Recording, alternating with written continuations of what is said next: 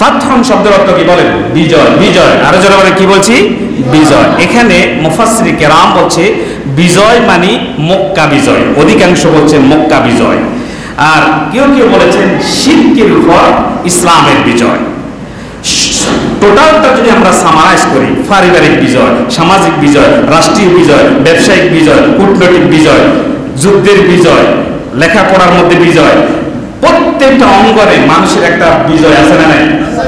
সবগুলোর মধ্যে সাহায্য প্রথম হতে হবে কার? আল্লাহ। এরপর আল্লাহ বিজয় দান করবেন। এখানে মুফাসসিরে কেরাম বলছে মক্কা বিজয়ের কথা নবীজি সাল্লাল্লাহু আলাইহি সাল্লাম অষ্টম হিজরিতে তিনি যখন মক্কা থেকে মদিনায় চলে যাচ্ছেন, মদিনায় তিনি চলে গেলেন, কাফের মুশরিকরা থাকতে দিলেন না, নবীজিকে মক্কায় থাকতে দিলেন না, তিনি চলে গেলেন মদিনায়। 8 বছর মদিনায় থাকলেন। কয় বছর? আরো যদি বলেন কয় বছর? এই পাশের মানুষ বলে না কয় বছর? 8 বছর পর্যন্ত মদিনায় থাকলেন, কাফেররা বাড়িতে থাকতে দিলেন না। 8 বছর পর নবীজির সাথে মুসলমান হয়ে গেল 10,000। বলেন আল্লাহু আকবার। এত মানুষ যদি আল্লাহু আকবার বলে, মসজিদ কম্পন হতে বলে আল্লাহু আকবার। 10,000 মুসলমান যখন হয়ে গেল, নবীজি মুসলমানদেরকে বলছেন, ও মুসলমান সাহাবীরা শোনো, 8 বছর আগে মক্কায় থাকতে পারি নাই, নিজের জন্মভূমি ঘর থেকে বের করে দিল, আমাকে মেরে ফেলবে, যুদ্ধ করবে, আমাকে হত্যা করবে, আমি মুহাম্মাদের কল্লা কেটে দিলে তাদেরকে পুরস্কার দেওয়া হবে, এমন ঘোষণা হয়ে গিয়েছিল মক্কার আদালতে, মক্কার সংসদে। কিন্তু আমার রব আমাকে রাতের বেলায় পার করে দিয়েছেন। 8 বছর হয়ে গেল, মনের একটা টান লেগে গেছে, মনে হয় আমার নিজের দেশে চলে যাই। রাসূলুল্লাহ সাহাবীদেরকে বললেন, তোমরা প্রস্তুতি নাও। 10,000 সাহাবীকে রিক্রুট করলেন। মক্কার মধ্যে খবর পৌঁছে গেল যে মুহাম্মদকে আমরা 8 বছর আগে মক্কা থেকে বের করে দিয়েছি। মদিনায় গিয়ে মুহাম্মদ সেখানে রাষ্ট্র গঠন করলেন, প্রেসিডেন্ট হলেন, 10,000 মুসলমানকে তিনি তৈরি করে ফেললেন। আমরা শুনলাম মুহাম্মদ নাকি মক্কা আসতেছে 10,000 সৈন্য নিয়ে।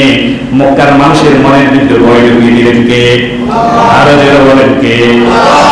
মক্কার কাফের মুশরিকরা, তাদের নেতা ছিল আবু সুফিয়ান। তারা বলল, ও নেতাজি আবু সুফিয়ান, তুমি এদিকে আসো। বলে কি? বলে মুহাম্মদ 10,000 সৈন্য নিয়ে আবার মক্কা আসবেন 8 বছর পর, একটাকেও তিনি জানে রাখবেন না। তাহলে কি করতে হবে?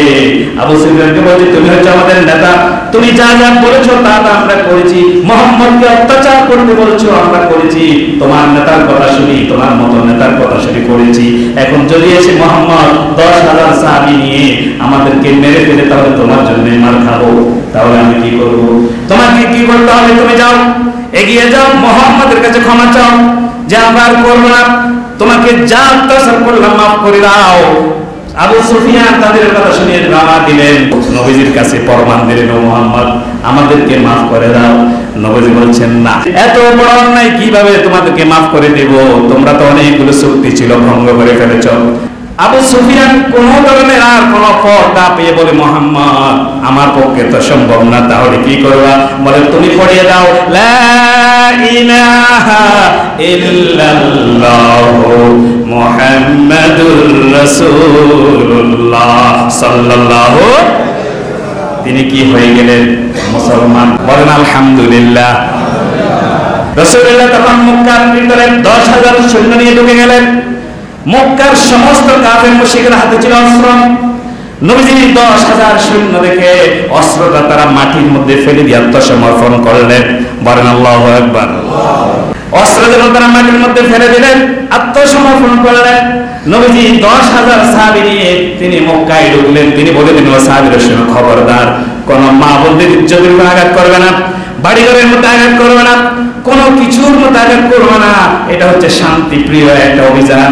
কোন ধরনের রক্ত জড়তে হয় না, যুদ্ধ করতে হয় না। অস্ত্র ছাড়ানোর আগে তারা মাটিতে অস্ত্র ফেলে দিয়েছে। সুতরাং নবীজিকে তারা বলছে, ও মুহাম্মদ মাফ করে দাও। নবীজি তখন বলছে, তোমাদেরকে আমি সাধারণ ক্ষমা ঘোষণা করে দিলাম। বলেন সুবহানাল্লাহ। এটার নাম নেতা। এটা কি? নেতা। যে নেতা প্রতিশোধের 100 ভাগ সময় এসে গেছে, প্রতিশোধ নেন নাই, নবীজি সকলকে কাছে পেয়ে তিনি আল্লাহ রাব্বুল আলামিনের হুকুমে সাধারণ ক্ষমা করে দিলেন। সুবহানাল্লাহ। এরপর নবীজি হাতের মধ্যে লাঠি নিয়ে লাঠি কাবার ভিতরে ঢুকলেন, 360টা মূর্তি ভিতরে বাইরে সবগুলোকে পিটাইয়া পিটাইয়া আঘাত করে করে নবীজি সবগুলোকে মূর্তি তিনি ভেঙে মাটির সাথে চুরমার করে দিলেন। বলেন আল্লাহু আকবার। কোরআনে কারীমে আল্লাহ রাব্বুল আলামিন জিবরাইলকে বলল, জিবরাইল যাও যাও যাও। জিবরাইল আলাইহিস সালাম আয়াত নিয়ে এসে বললেন, ওয়া কুল জাআল হাক্কু ওয়া যাহাকাল বাতিল ইন্নাল বাতিলা কানা যাহুকা। জোরে বলুন আল্লাহু আকবার। সত্য সমাগত, মিথ্যা বিতাড়িত, মিথ্যা পরিত্যাজ্য। এই আয়াত পড়ে পড়ে নবীজি মূর্তিগুলোকে ভেঙে ফেললেন। তখন মক্কার লোকজন সবাই দেখলো, না এটা তো মোহাম্মদ সাধারণ না, এটা তো অসাধারণ, এটা তো মোহাম্মদ নয়, এটা তো আল্লাহর একজন নবী। কন্যা সুবহানাল্লাহ। লোকজন তখন বুঝতে পারলো যে মোহাম্মদ আমাদেরকে আজকে জামিন মেরে ফেলার কথা ছিল, মানল না, ক্ষমা করে দিল। সবাই আসে মোহাম্মদের ইসলামের ভিতরে, মোহাম্মদের দলে, সকলে ফালে ফালে দলে দলে চলে আসলো। বলেন সুবহানাল্লাহ। ইযা জাআ নাসরুল্লাহি ওয়াল নবী বলেছেন, এই সূরা যখন নাযিল হলো, এটাকে বিদায় সূরা বলা হয়। এই সূরা নাযিল হওয়ার পর নবীজি 80 দিন পর্যন্ত জীবিত ছিলেন। কয় দিন? আরো জোরে কয় দিন? 80 দিন জীবিত ছিলেন। তাফসীরে আছে সূরা নাসর হচ্ছে কোরআনে কারীমের পূর্ণাঙ্গ শেষ সূরা। এরপরে পরিপূর্ণ কোন সূরা নাযিল হয় না। 80 দিন পর্যন্ত রাসূল জীবিত ছিলেন। এই সূরা যখন নাযিল হলো, নবীজি ওনার কন্যা হযরত ফাতেমাকে দেখলেন, ফাতেমা এদিকে আসো। আসলো, কানে কানে নবীজি ফাতেমাকে নিজের কন্যাকে কি যেন বললেন। ফাতেমা কাঁদতে শুরু করে দিল। ফাতেমা যখন কাঁদতে শুরু করলো, নবীজি কান্না দেখে আর সইতে পারলেন না। ফাতেমা নবীজির প্রিয়তম কন্যা। নবীজি ফাতেমাকে ডেকে আনলো, ফাতেমা এদিকে আসো, কাঁদছো কেন? ফাতেমাকে আবার কানে কানে কি যেন বললেন। ফাতেমা এখন হাসতে শুরু করলেন। বলেন সুবহানাল্লাহ। এই দৃশ্য হযরত আয়েশা সিদ্দিকা রাদিয়াল্লাহু তাআলা আনহা নবীজির স্ত্রী দেখতে পেলেন। তারপর ডেকে বলল, ফাতেমা এদিকে আসো, তোমার বাবা তোমাকে কি বললো, তুমি কাঁদতে শুরু করো? প্রথমে তুমি কাঁদতে শুরু করছো, এমন আবার কি বললো, এখন তুমি হাসতে শুরু করছো, কাহিনীটা আমাকে বলো। বলে, মারে আমার বাবা আমাকে বললো যে ফাতেমা এদিকে আসো। কোরআনে কারীমের সর্বশেষ সূরা সূরা নাসর নাযিল হয়ে গেল। এই সূরার মধ্যে আমার আল্লাহ আমাকে জানিয়ে দিলেন, দুনিয়াতে আমাকে আর বেশি দিন থাকা চলবে না। এই কথা শুনে, বাবার বিদায়ের কথা শুনে আমার চোখ থেকে ঝরঝর করে পানি আসতে লাগলো। আমি কাঁদতে শুরু করলাম। আমার বাবা আমার কান্না সইতে না পেরে আমার বাবাকে ডেকে ডেকে কানে কানে বলেন, ও ফাতেমা কাঁদিস না, ও ফাতেমা কাঁদবি না। আমি যখন চলে যাব, আমার পরিবারের মধ্যে সর্বপ্রথম তুই ফাতেমায় আমার সাথে সাক্ষাৎ করে ফেলবি। সুবহানাল্লাহ। এই সুসংবাদ শুনে আমি হাসলাম। ঠিকই দেখা গেল, নবীজির ইন্তেকালের পরে সর্বপ্রথম ওনার পরিবারের মধ্যে যিনি ইন্তেকাল করলেন, তিনি হলেন হযরতে ফাতেমা রাদিয়াল্লাহু তাআলা আনহা। এই জন্য এই সূরাকে বলা সূরাতুল তাওবিয়া, বিদায় সূরা। এই সূরাতে রাসূলুল্লাহর জীবনের তিনি যে চলে যাবেন তার একটা ইঙ্গিত দেওয়া হচ্ছে। এই জন্য মৃত্যু নিকটবর্তী হলে যে কাজটা বেশি বেশি করা দরকার, এই সূরায় একটা শিক্ষা আছে। অনেক সময় তো আমরা অনেকে জানে তার মৃত্যুর অবস্থা, আমরাই বলি, বাবারে মাফ করে দিস, বেশি দিন আর থাকবো না, রথ চলে না। আমরা বলি না অনেক সময়, বয়স যখন হয়ে যায় তখন তিনি বুঝতে পারেন তিনার আর সময় নাই। এখানে এই সূরার মৃত্যু যদি নিকটবর্তী হয় তখন কি করতে হবে? নবীজি যখন এই সূরা নাযিল হয়ে গেল, আল্লাহ রাব্বুল আলামিন তখন নবীজিকে বললেন, নবীজি আপনি উঠতে বসতে হাঁটতে চলতে যে দোয়াটা এখন থেকে বেশি বেশি পড়বেন, সুবহানাকাল্লাহুম্মা ওয়া বিহামদিকা আশহাদু আল্লা ইলাহা ইল্লা আনতা আস্তাগফিরুকা ওয়া আতুবু ইলাইক। নবীজি এই দোয়াটা বেশি বেশি পড়তেন। নবীজি রুকুতে এবং সিজদাতে পড়তেন সুবহানাল্লাহি ওয়া বিহামদিহি আস্তাগফিরুল্লাহ ওয়া আতুবু ইলাইহি। এই দোয়াগুলো নবীজি বেশি বেশি পড়তেন।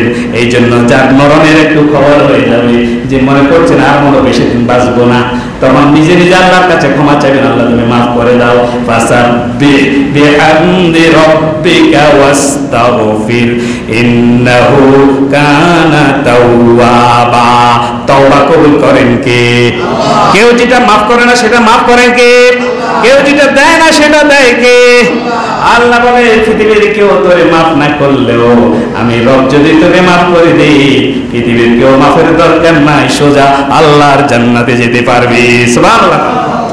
সূরা নাসরের সংক্ষিপ্ত তাফসীর আপনাদের সামনে পেশ করলাম। আমার ভাইরা, আল্লাহ তাআলা আমাদেরকে মৃত্যুর সময় আল্লাহকে মনে রাখা। তো হুজুর মৃত্যুর আগে তাহলে মনে রাখবো না, বিষয়টা এমন না। সব সময় আল্লাহর ভয়, আল্লাহর কাছে ক্ষমা চাইতে হবে।